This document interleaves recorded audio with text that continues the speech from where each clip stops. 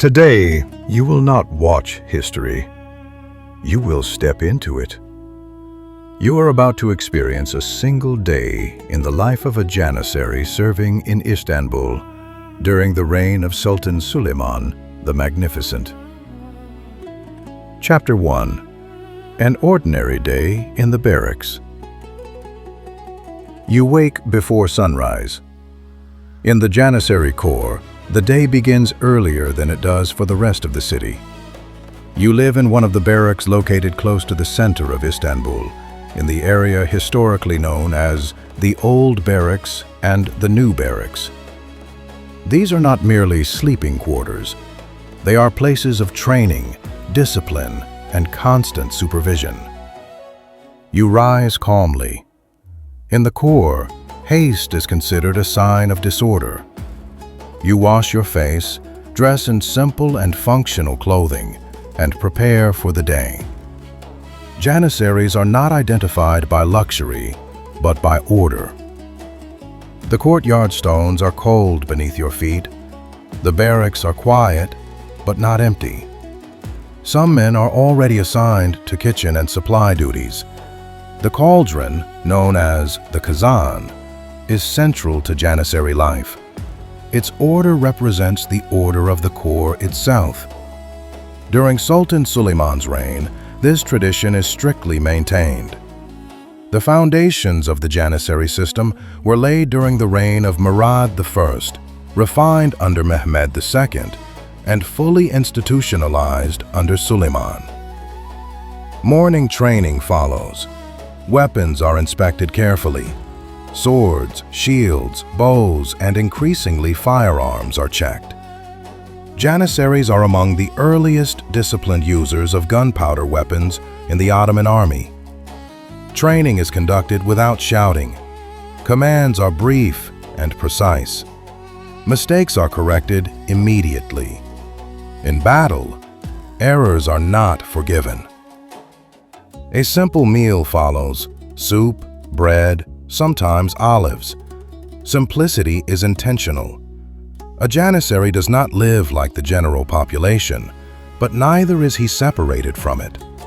This balance serves state security. Conversations are limited. News of trade, prices, and distant provinces circulates quietly.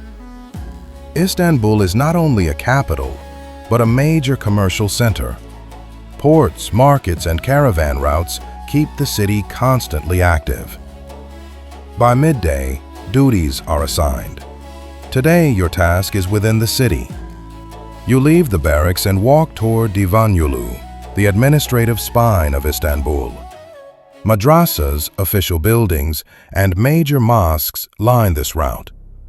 People recognize your presence and keep their distance. Janissaries are salaried soldiers directly loyal to the Sultan, unlike provincial cavalry. This distinction shapes how the public perceives you. At the hippodrome, known as At Meidani, the open space demands attention. Public ceremonies and gatherings are held here. You stand at the edges, observing movement. Order is maintained through presence rather than force. Later, you move toward Eminönü, where trade dominates daily life. Bakers, porters, fishermen, and merchants work under the guild system. Your role is to prevent disputes before they escalate. By evening, you return to the barracks. You have not fought, shouted, or drawn a blade, yet the city has remained orderly. This is what an ordinary day looks like for a Janissary under Sultan Suleiman: structured, restrained, and governed by responsibility. Chapter 2. A day of guard duty in Istanbul. You wake before dawn, not because the city is stirring, but because guard duty requires preparation before the city moves. In the Janissary Corps, days of watch are treated with the same seriousness as days of battle. A mistake made within the city walls carries political consequences, not merely military ones. You prepare in silence. Your clothing is checked, your belt tightened, your weapon examined.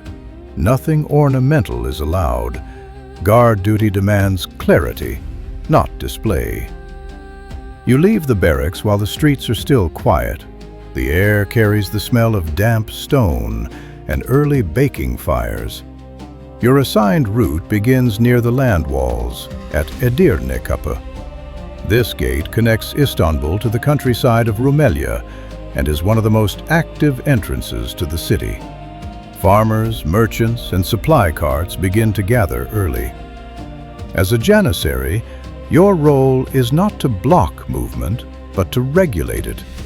You stand near the gate, observing how people move, how goods are loaded, and how documents are presented.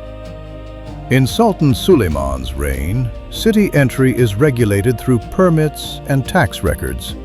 Your presence reinforces these rules without the need of constant verbal commands. The morning hours pass steadily.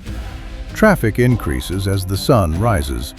Carts carrying grain, vegetables, and firewood enter the city. Each item has a destination: bakeries, markets, warehouses near the Golden Horn. You recognize patterns. Regular traders are known. Irregular behavior draws attention. Suspicion is identified through familiarity, not aggression. This method of guard duty was established during the reign of Mehmed II and refined as Istanbul expanded under Suleiman. The city has grown in population and complexity, requiring more disciplined urban control. As the day advances, orders arrive for patrol duty. Fixed positions are rotated to prevent fatigue and oversight. You join a small unit and proceed inward toward Divanyolu. This road is the administrative artery of the capital. Government buildings, religious institutions, and official residences line its path. People instinctively give space as you pass. Janissaries are salaried soldiers of the central authority, directly loyal to the Sultan. Unlike provincial forces, your presence represents the state itself.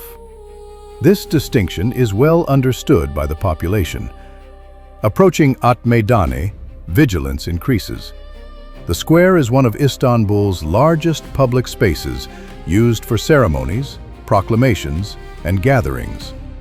Even on ordinary days, it requires careful monitoring.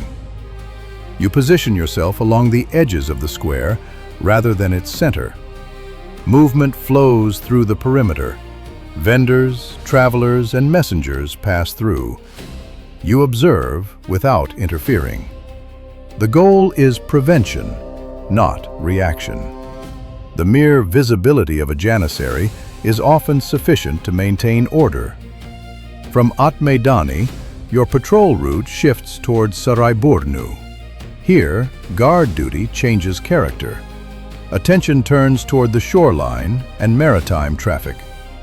Istanbul's importance as a port has increased significantly during Suleiman's reign. Trade from the Mediterranean, the Black Sea, and distant provinces passes through its waters. Small boats transport goods along the coast, while larger vessels anchor farther out. Foreign sailors, merchants, and envoys are common sights.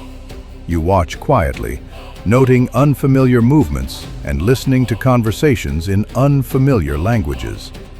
Coastal security is as important as land security, particularly near the palace and administrative districts. In the afternoon, your unit moves toward Eminönü and Unkapanı. These districts form the commercial heart of the city.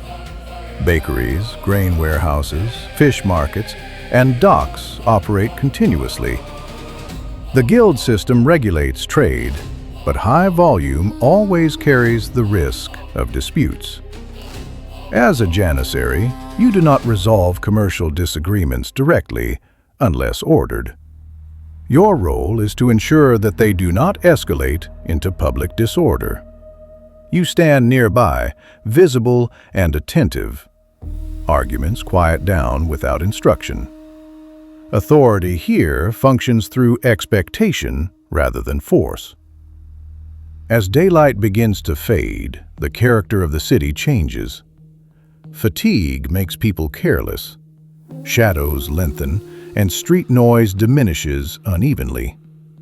Evening hours require greater attention. Torches are lit along main routes. You adjust your position to maintain visibility in lower light. Night guard duty is not about constant movement, but about strategic placement. You remain where traffic narrows and movement slows. The city becomes quieter, but never fully still. After sunset, the patrol completes its final circuit. Reports are brief and factual. There is no ceremony marking the end of duty. You return to the barracks along familiar streets, now largely empty. Inside, equipment is returned to its place. Weapons are cleaned.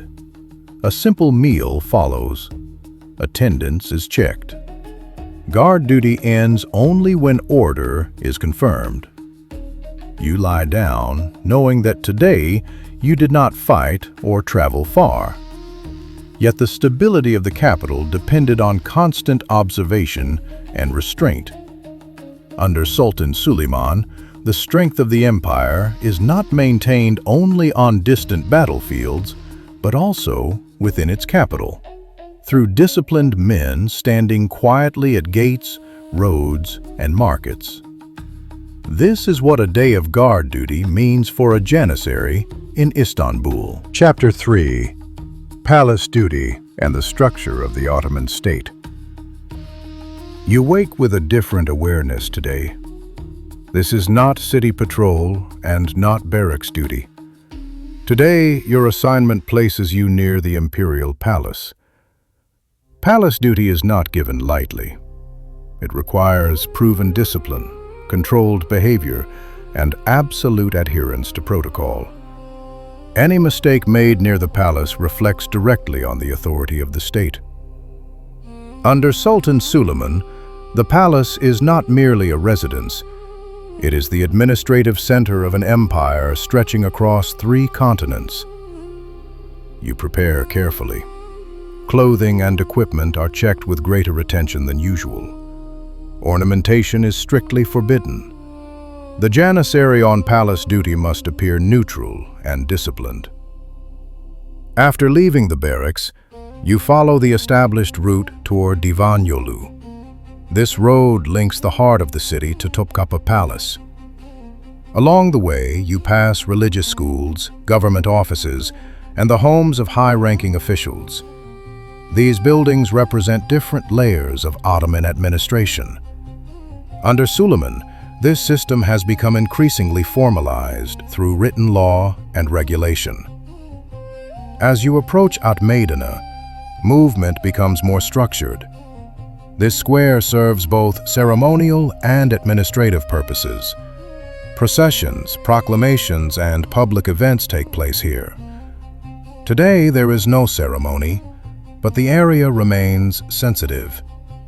You do not stop. Palace duty requires timely arrival. Continuing along Divan Yolu, the environment gradually quiets. Shops become fewer. Civilian movement decreases. The closer you get to the palace, the more controlled the space becomes. You arrive at Baba Humayun, the main gate of Topkapı Palace. Entry procedures are strict. Everyone has a designated position.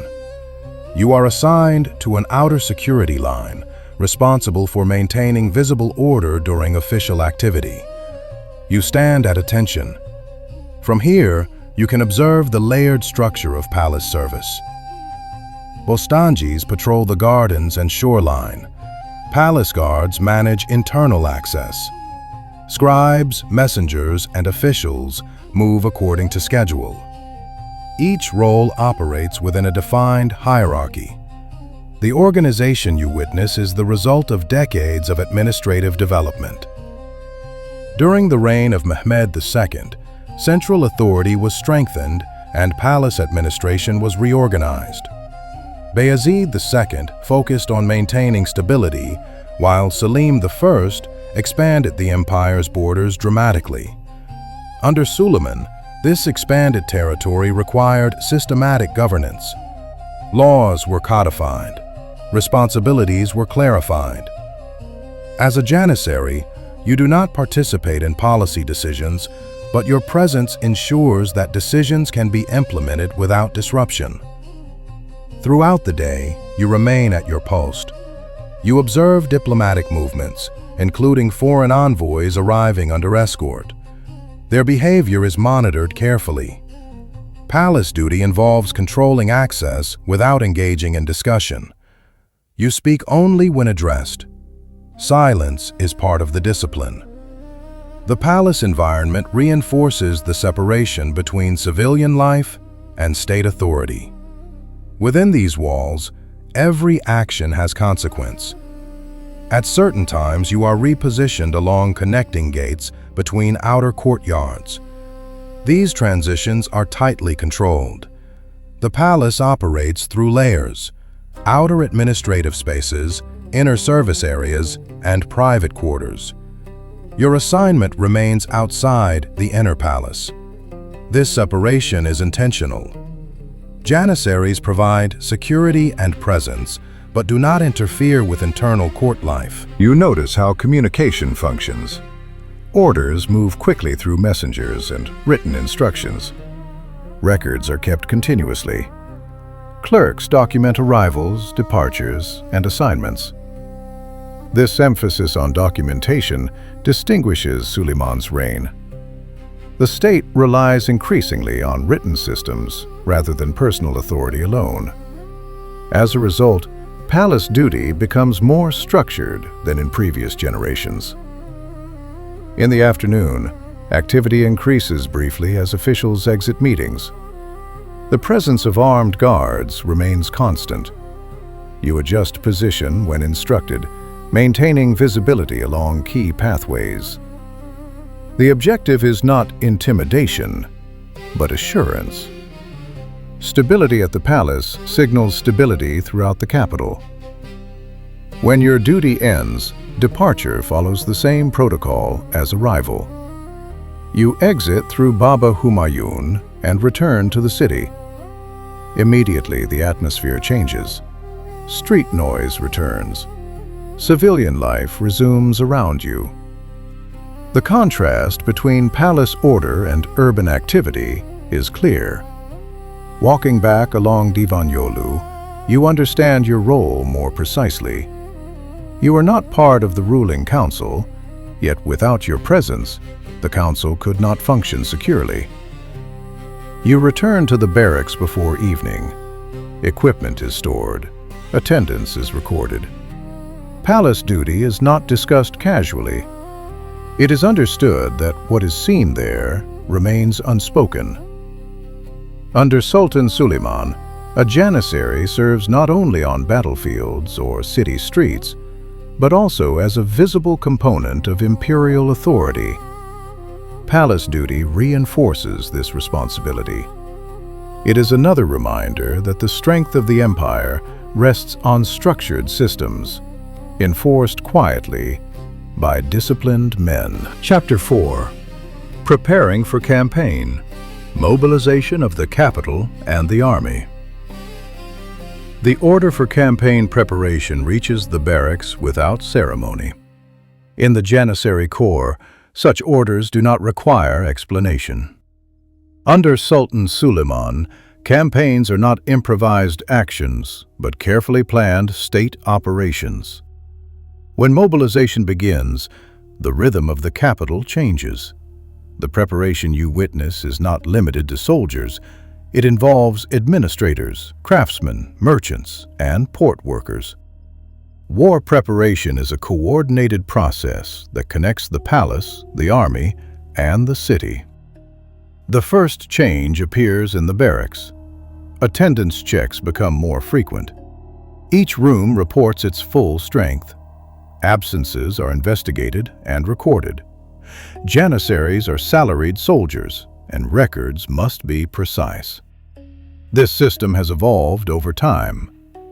During the reign of Mehmed II, Centralized control over the standing army was established. Under Suleiman, that control is exercised through written registers and constant verification. You feel this system in practice as names are called and confirmed.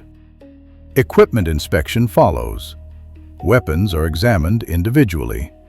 Swords are sharpened, shield straps repaired, and firearms prepared. By Suleiman's reign, matchlock guns are standard among Janissaries.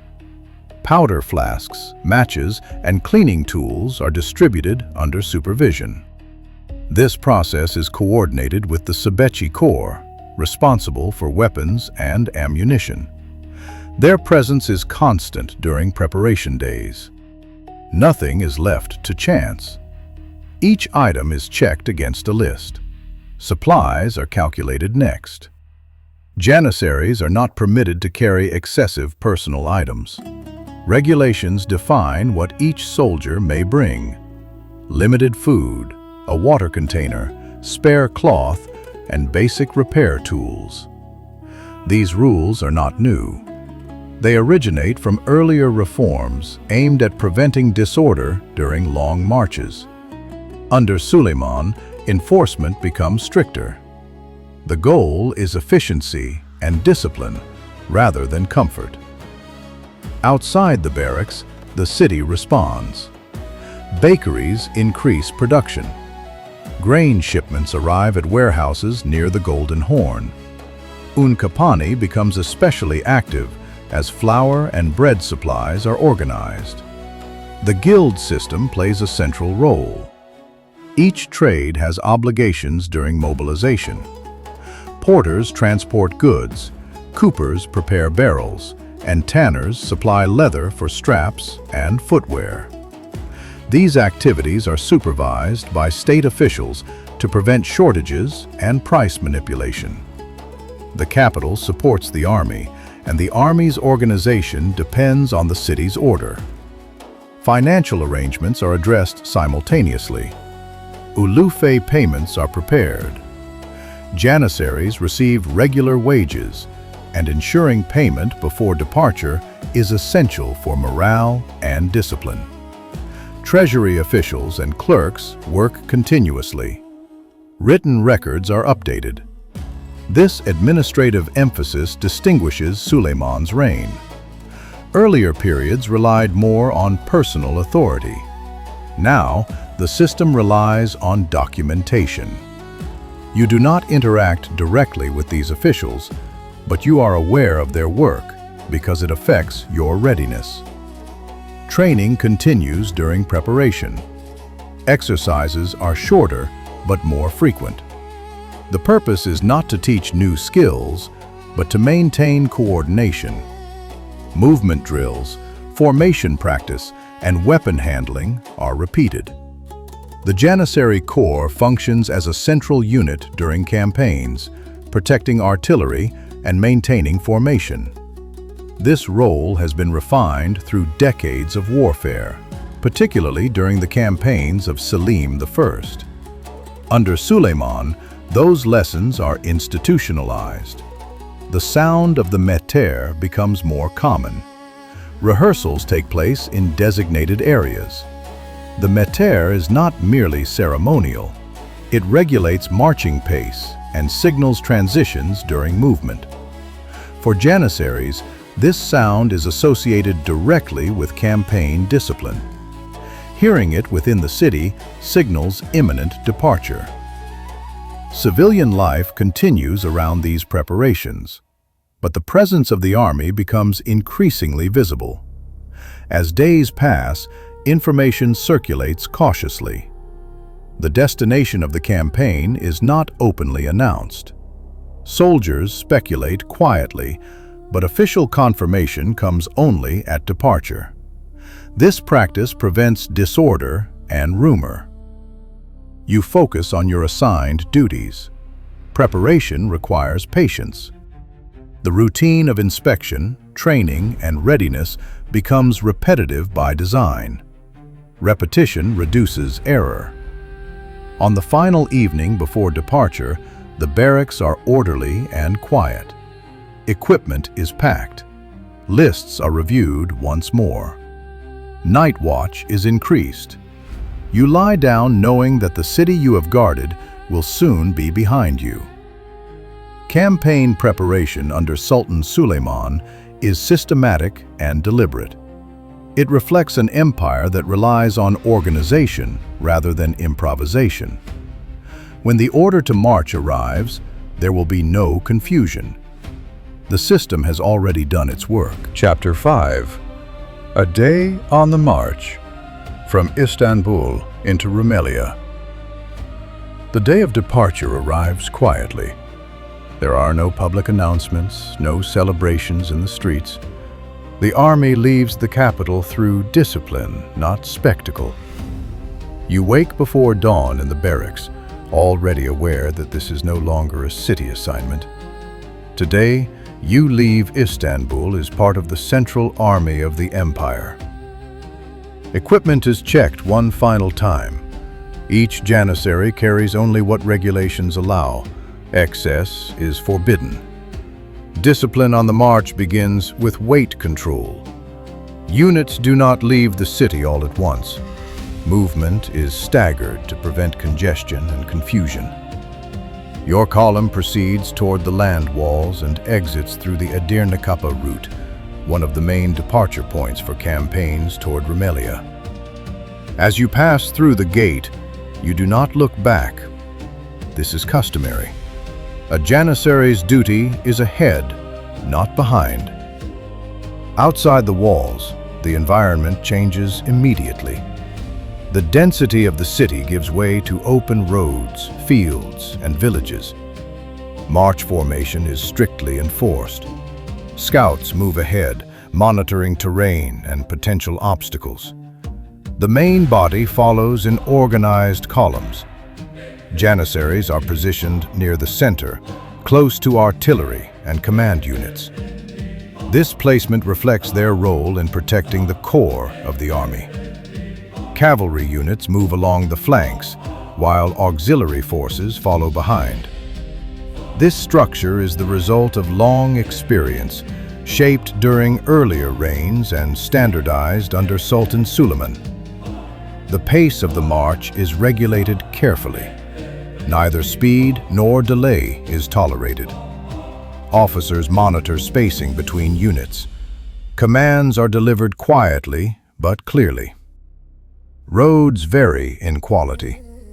Stone-paved sections gradually give way to dirt paths. Weather affects movement. Mud slows progress. Dust exhausts men and animals. Despite these conditions, formation must be maintained. Disorder on the march leads to vulnerability. Midday brings a controlled halt. Rest periods are short and supervised. Water is distributed according to schedule. Food is consumed quickly and without excess. Fires are not lit unless authorized. Interaction with local populations is regulated. Villages along the route are required to support the army through prearranged provisioning systems, but all requisitions are recorded. Unauthorized seizure of goods is prohibited.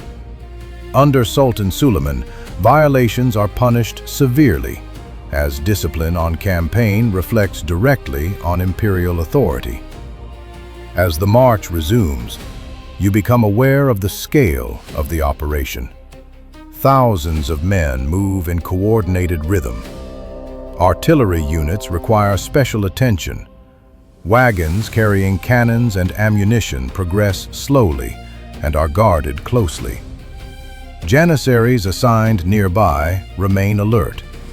Protecting artillery is a central task, as it forms the backbone of Ottoman battlefield tactics during this period. By late afternoon, signs of the day's destination appear. Officers identify suitable ground for encampment based on water access, terrain, and defensibility. The army does not scatter randomly. Camp layout follows established rules. Central units, including Janissaries, are placed near command areas. Cavalry positions are assigned along the perimeter. Supply wagons are secured.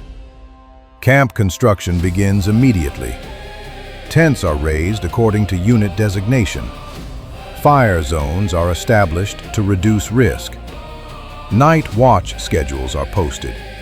Even after a long march, duties continue. Some units rest while others remain alert. You are not assigned to night watch tonight, but regulations require readiness.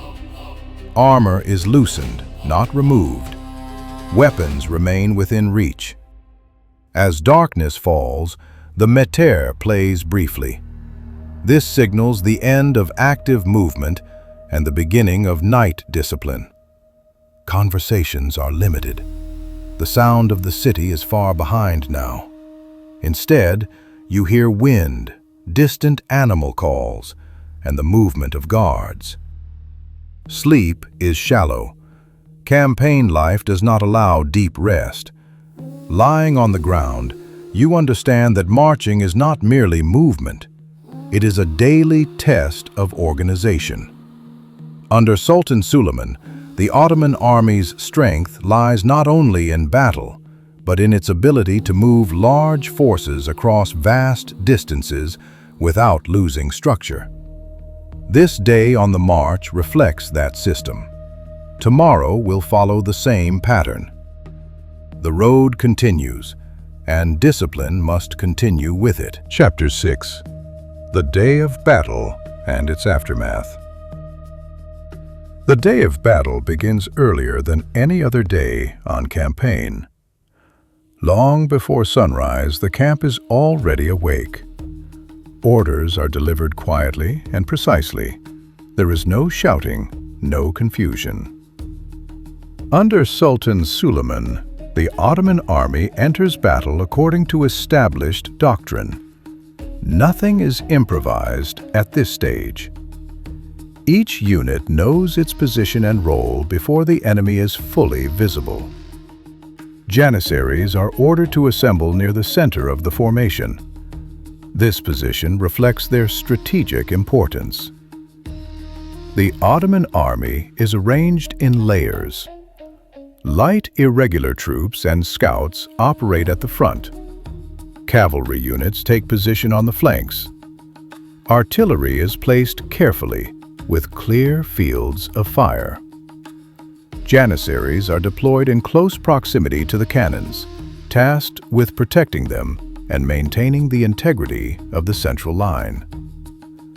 This arrangement was developed during earlier reigns, particularly under Mehmed II, and refined through experience in subsequent campaigns. As daylight increases, enemy forces become visible across the field. The terrain is assessed quickly.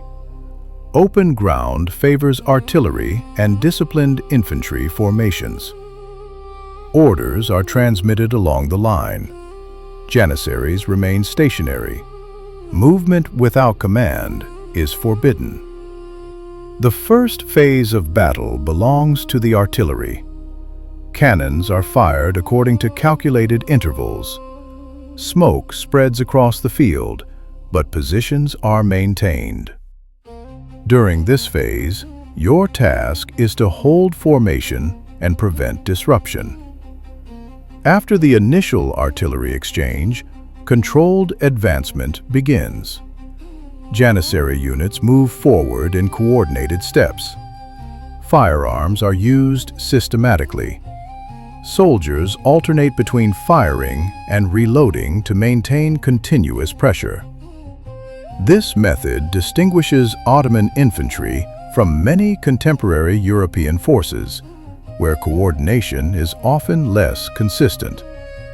Discipline, rather than individual aggression, defines effectiveness. As the distance closes, the battlefield becomes more chaotic. Noise increases. Visibility decreases.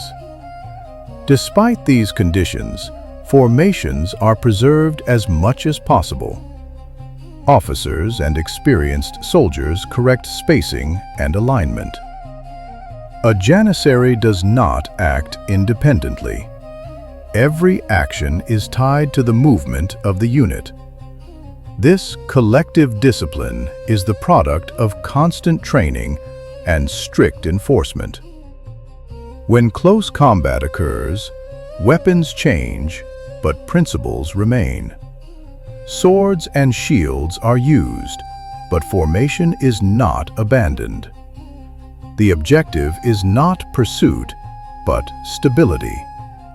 Breaking formation exposes artillery and command elements.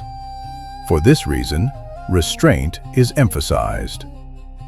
Under Sultan Suleiman, battlefield success depends on maintaining control rather than chasing immediate advantage. Eventually, resistance weakens. Signals are given to halt forward movement.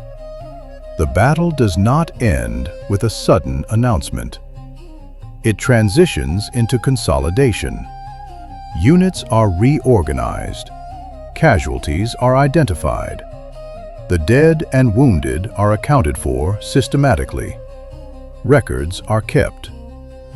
This administrative aspect of warfare is as important as the fighting itself. The state must know who remains capable of service. Looting without authorization is prohibited. Under Suleiman's reign, strict penalties are enforced to maintain discipline. Any distribution of spoils follows official procedures. This policy distinguishes the central army from irregular forces.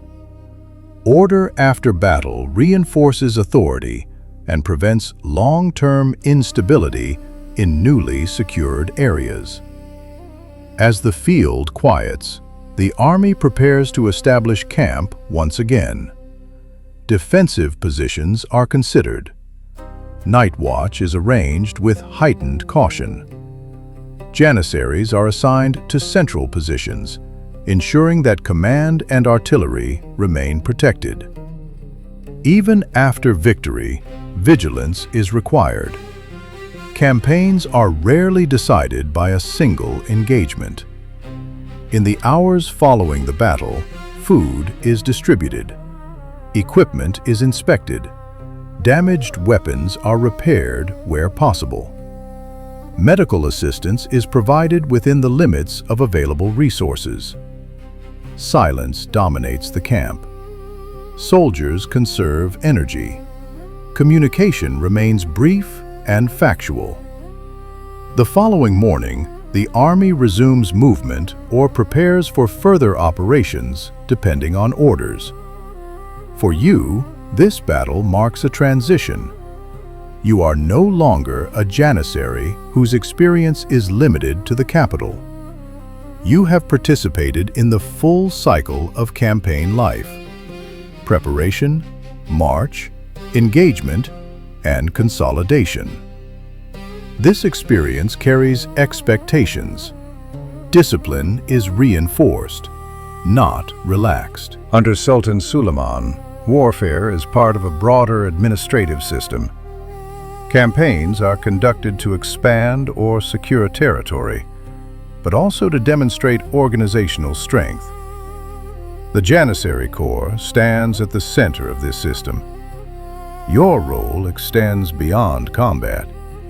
You are a visible instrument of state authority, whether standing guard at a city gate, patrolling a market, or holding formation on a battlefield. This concludes the account of a Janissary's daily life across city duty, palace service, campaign preparation, marching, and battle during the reign of Sultan Suleiman the Magnificent. What appears as individual routine is, in reality, the functioning of a disciplined system designed to sustain an empire. If you found this story meaningful, follow the channel and subscribe to continue exploring history through the lives of those who lived it.